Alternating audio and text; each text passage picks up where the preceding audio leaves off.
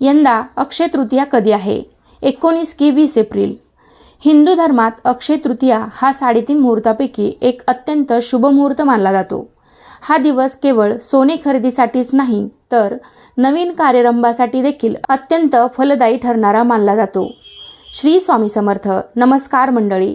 2026 मध्ये अक्षय तृतीया कधी आहे आणि त्याचा शुभ मुहूर्त कोणता आहे त्याबद्दल सविस्तर माहिती जाणून घेऊया. अक्षय म्हणजेच ज्याचा कधीही क्षय होत नाही असे. वैशाख शुद्ध तृतीयेला साजरा होणारा हा सण जीवनात सुख, संपत्ती आणि सौभाग्य घेऊन येतो. या दिवशी केलेले दान आणि खरेदी अक्षय राहते अशी धार्मिक श्रद्धा आहे. 2026 मध्ये अक्षय तृतीया रविवार दिनांक 19 एप्रिल 2026 रोजी साजरी केली जाईल. या तिथीचा प्रारंभ 19 एप्रिल 2026 रोजी सकाळी 10:49 सुरू होईल आणि या तिथीची समाप्ती 20 एप्रिल 2026 रोजी सकाळी 7:26 संपेल. अक्षय तृतीया 19 तारखेला साजरी करण्याचे कारण हिंदू सण तिथीनुसार साजरे केले जातात. कोणतीही तिथी ज्या तारखेचा सूर्योदय पाहते ती तिथी त्या दिवशी आलेल्या सणासाठी ग्राह्य धरली जाते. यंदा अक्षय तृतीया तिथी 19ला नाहीत 20 एप्रिलचा सूर्योदय पाहणार आहे. तसे असूनही 19लाच अक्षय तृतीया साजरी केली जाईल कारण हा सण दिवसाच्या पूर्वार्धात साजरा केला जातो. खरेदीसाठीही सकाळची वेळ योग्य मानली जाते.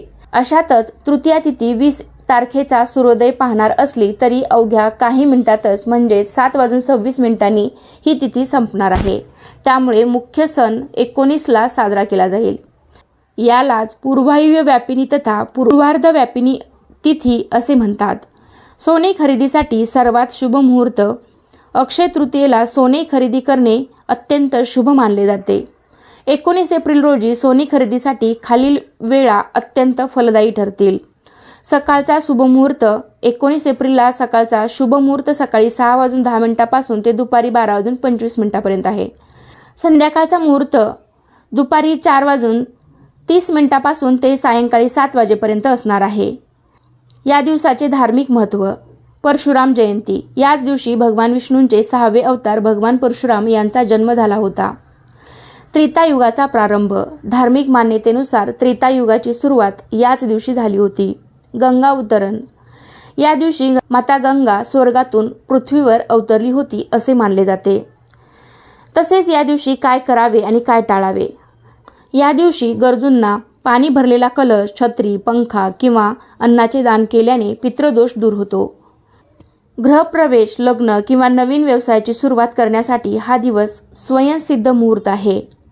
या दिवशी कोणाशीही वाद घालू नका किंवा घरात भांडणे करू नका कारण या दिवशीची ऊर्जा वर्षभर तुमच्यासोबत राहते.